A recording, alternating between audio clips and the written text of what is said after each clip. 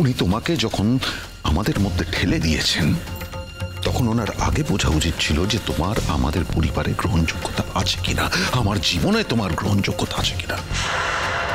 অনেকগুলো বছর পেরিয়ে গেছে, ওনার জানা উচিত ছিল যে আমাদের প্রত্যেকে তার মতন করে জীবনটাকে গুছিয়ে নিয়েছে।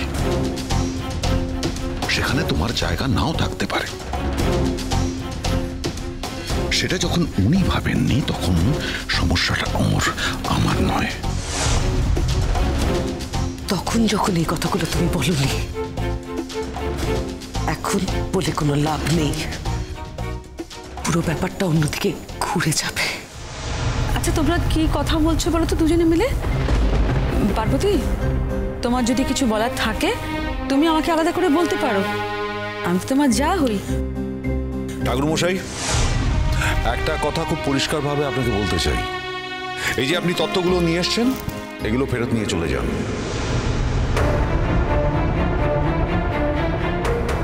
কি বলছো বাবা? এই বাড়িতে আমার মেয়ের বিয়ে হয়েছে, এগুলো ফুলসজ্জার তত্ত্ব। আজ এই জামা কাপড় পরে তোমরা ফুলসজ্জা করবে, সেই রকমই তো নিয়ম, সেটাই তো লোকাচার।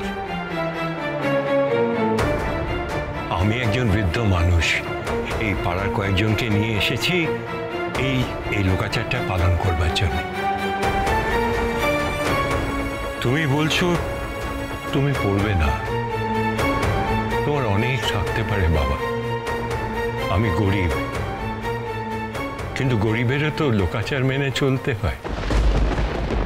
তুমি এটাকে অসম্মান করো না বাবা। আমি জানি তোমরা অনেক দান ধ্যান করো, অন্য লোকের কাছ থেকে তোমরা কিছু নাও না, আর আমার তোমাকে দেবার সামর্থ্যই বা কোথায়? ওর মা আর গ্রামের মহিলারা সবাই মিলে এই তত্ত্ব সাজিয়েছেন। আজকের দিনটা আমাকে কোনো বিধি নিষেধে আটকে রেখো না, স্বতন্ত্র।